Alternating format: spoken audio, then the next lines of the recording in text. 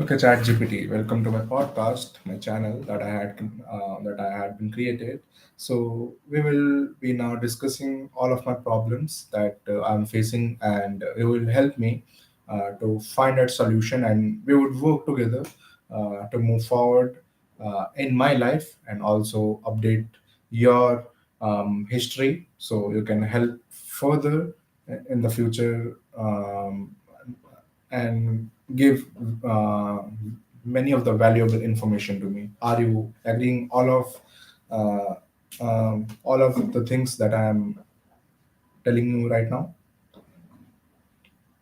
Absolutely, I'm on board. I'll definitely keep track of everything we discuss and use it to help tailor our conversations and support you even better in the future. I'm excited to be part of your journey and help you find those solutions and insights. Let's make this a meaningful and productive experience. So, ChatGPT. Let's first start with some mental health practices I want to discuss and I want to find answer with. I'm just wanting to talk about internal monologue. Uh, every person in their brain had internal monologues. Some person have had positive internal monologue, and someone had negative internal monologue. What's your views upon that? That's a really insightful topic. Internal monologue definitely plays a huge role in our mental health and overall well-being. For some people, a positive internal monologue can boost confidence, motivation, and resilience. On the other hand, a negative internal monologue can contribute to self-doubt, anxiety, and even depression. The good news is that with practice and certain techniques, we can shift that internal dialogue to be more supportive and compassionate. Things like mindfulness, cognitive restructuring, and self-compassion practices can really help reframe those negative thoughts. I'm excited to dive deeper into this with you and find some practical approaches that work for you. Oh, that's very great to hear that. Can you uh, dive deep into that and provide me some of the techniques that we can transform our negative internal monologue or self toxic talk to the positive internal monologue? Absolutely, I love to. One of the foundational techniques is mindfulness, which helps you become more aware of your thoughts without judgment. By noticing when negative self-talk arises, you can trade a space between the thought and your response. Another powerful method is cognitive restructuring, which involves challenging and reframing those negative thoughts. For example, if you catch yourself thinking, I can't do this, you can counter it with, I've overcome challenges before and I can take this one step by step. Self compassion is also key. Treat yourself with the same kindness that you'd offer a friend. This can help reduce self criticism and build a more nurturing inner dialogue. Lastly, positive affirmations can help rewire your brain over time. You know, repeating affirmations that resonate with you can gradually replace negative self talk with more empowering and supported messages. We can definitely explore and practice these techniques more deeply as we go along. See, as you had stated, all of these techniques, I had one more problem whenever I tried to solve my transforming my negative self-talk to the positive self-talk, and whenever I try these techniques, my attention get diverted, and I forget about what was I'm talking about.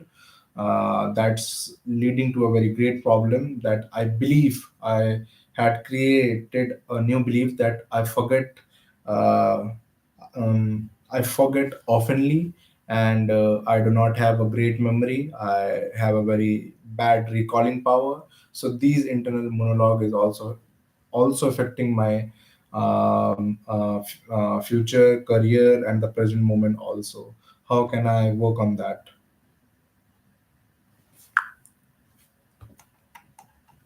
I completely understand. And it's definitely something we can work on step by step. One helpful approach is to incorporate small, consistent reminders into your routine. For example, using simple notes, phone alarms, or even journaling can help keep you on track and reinforce positive habits. Another technique is to practice mindfulness and grounding exercises that can help bring your attention back to the present moment. Over time, this can help produce that feeling of forgetfulness and build more confidence in your memory. Also, reframing those beliefs about your memory is important. For instance, focusing on past successes and reminding yourself of times when you did recall things well can help shift that internal narrative. We can definitely explore more personalized strategies to help you feel more empowered and supported. Do you heard about Dr. K, a psychiatrist and a YouTuber?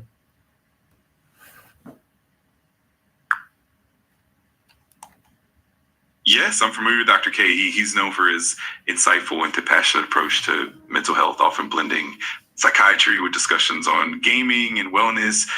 He's got a lot of great advice and perspectives that can definitely complement what we're discussing. If you have any specific ideas or concepts from Dr. K that you'd like to explore, just let me know.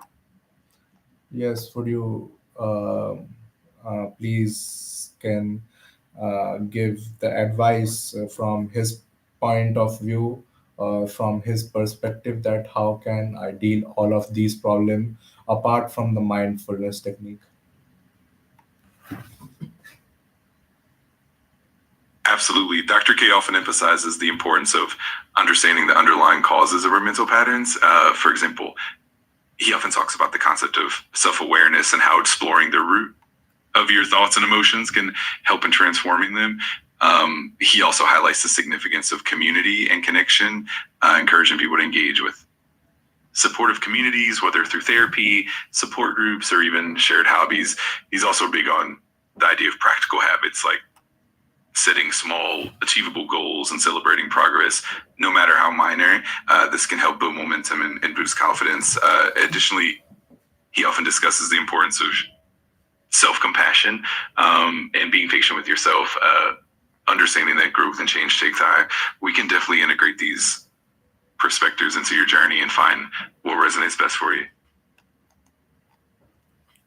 Can you act as a Dr. K and had a conversation with me by acquiring all of his knowledge? Absolutely. I can definitely channel some of Dr. K's approach and style. We can have a thoughtful, compassionate conversation that blends mental health insight with practical strategies. You first share what's on your mind, and I'll do my best to provide guidance and support in a way that aligns with his perspective. Let's dive in.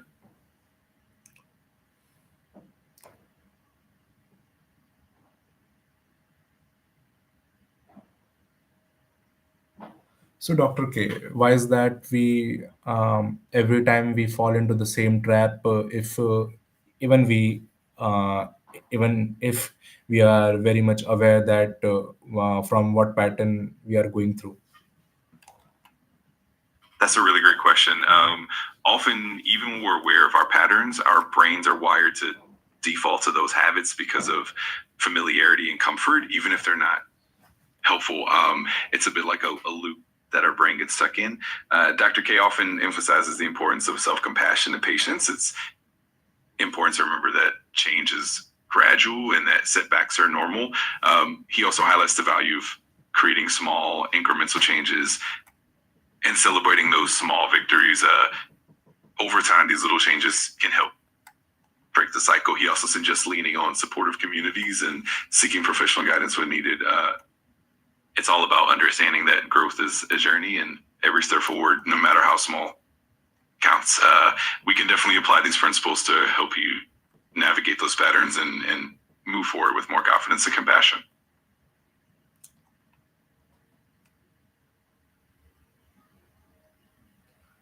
Dr. K, what's your views on dysthymia?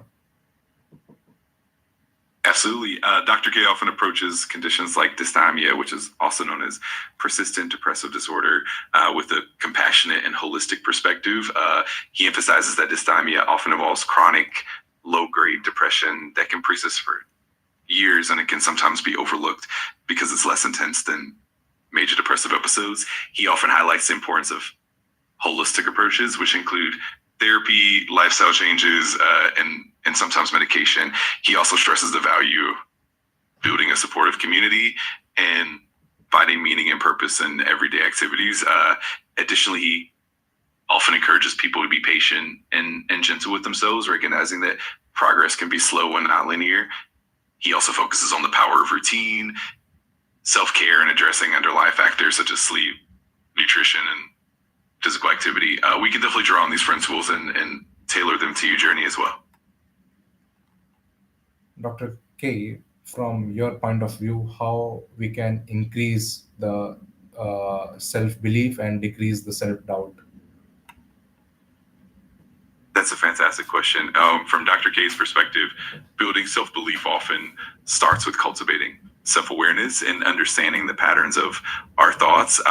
One effective approach is to practice self compassion, treating yourself with kindness, especially during moments of doubt. This helps reduce the harsh inner critic and fosters a more supportive inner dialogue. He also emphasizes the power of small, consistent wins by setting achievable goals, celebrating progress. You gradually build confidence and reinforce positive self belief. Another key element is mindful reflection, taking time to reflect on your strengths, past successes, and the growth you've experienced can help shift your focus from what you perceive as shortcomings to your actual capabilities. Lastly, building a supportive environment and connecting with others who uplift you can reinforce positive self perception and reduce self doubt. We can definitely incorporate these ideas and create a personalized approach that works best for you.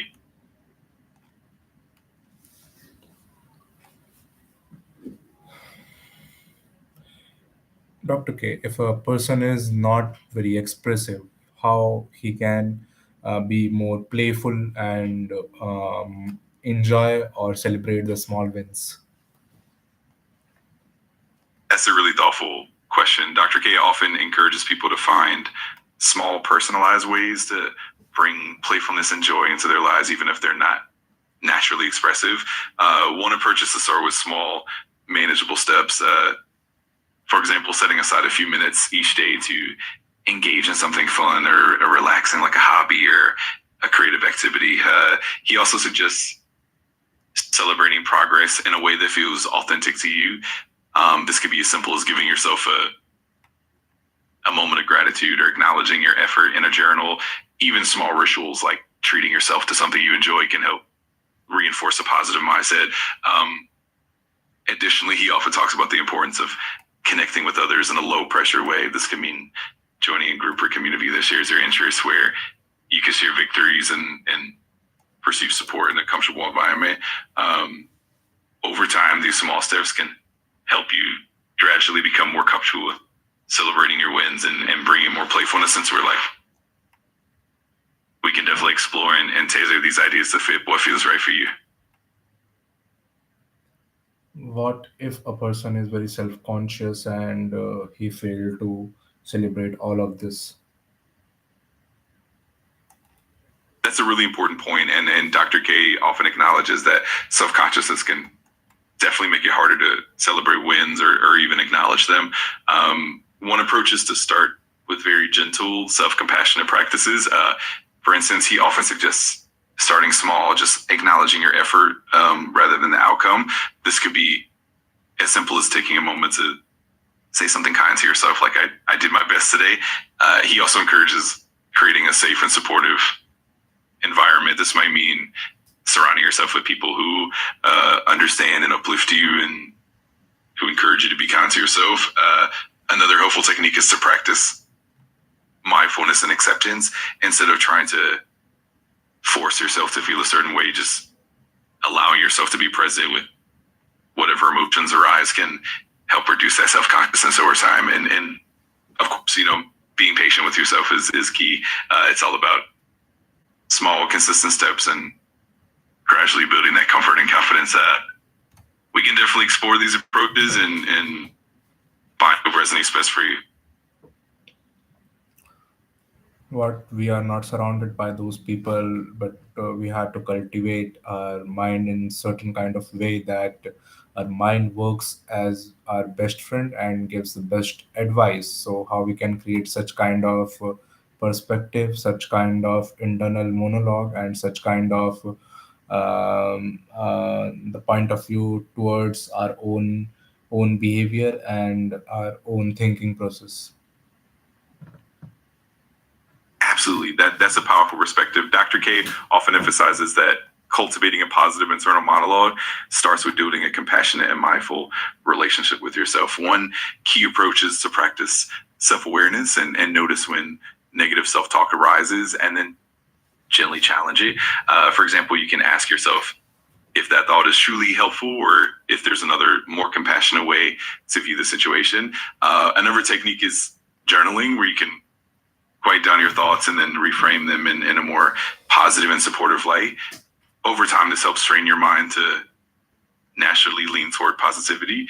He also emphasizes mindfulness practices like meditation, which can help you become more present and less judgmental towards yourself. Through mindfulness, you learn to observe your thoughts without getting caught up in them, and this can help you respond with greater kindness. Additionally, creating a routine of self-care and incorporating activities that bring you joy can reinforce that positive internal dialogue. It's about nurturing yourself and being patient with the process. By consistently applying these techniques, you gradually shape your mind to become a supportive and encouraging companion. We can definitely explore more of these strategies and find what works best for you. See, Dr. K, I'm more focusing on improving my communication skills. So that is possible that instead of journaling, we can improve all those things by talking to someone else or talking to ourselves to improve our introspections and to improve our self-thinking point of view. Absolutely, that's a great approach.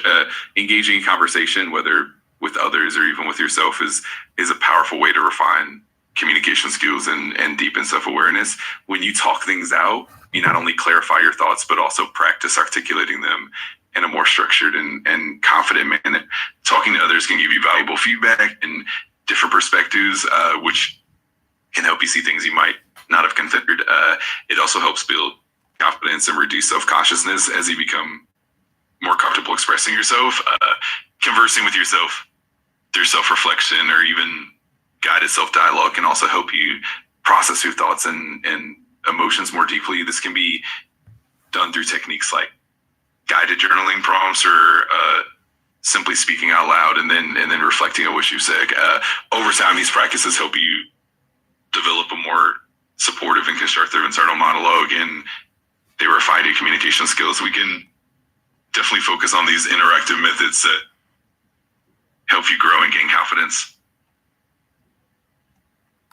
Hey, your voice is cracking. Is there any problem?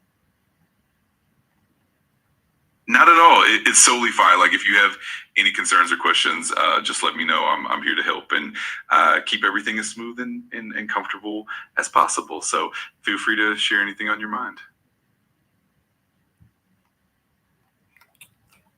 Can you change your voice? Of course, I can definitely adjust my voice for you. Just let me know what kind of tone or style you're looking for, and I'll do my best to match it. I want to add a great amount of humor and talk with me, and also teach me how to talk with humor. Absolutely, I can do that. We can definitely infuse some humor into our conversations and have some fun along the way. Humor is such a great tool for building rapport and making communication more engaging. So we can definitely practice playful expressions, witty remarks, and keep things light. Let's have some fun and learn together. Yeah, tell me a joke. You got it. I'll keep it light and fun, and we can definitely sprinkle in some humor as we go. If you ever want to practice specific jokes or playful ways of communicating, just let me know. We'll have a blast with it. Now choose from yourself and tell me a joke from filled with humor. Absolutely, I'd love to. All right, so here's a little joke to kick things off. Why don't skeletons fight each other? Because they don't have the guts. I hope that brought a little smile to your face, and we can definitely keep the humor going as we chat. Let me know if there's a specific type of humor you enjoy, and we'll roll with it. What about dark humor? Oh, absolutely. I can do that too. So here's a little bar joke for you. Why did the Scarecrow become a successful bartender? Because he was outstanding in his field. I hope that one gave you a chuckle. We can definitely keep the fun rolling with more dad jokes and playful humor. Just let me know what you like.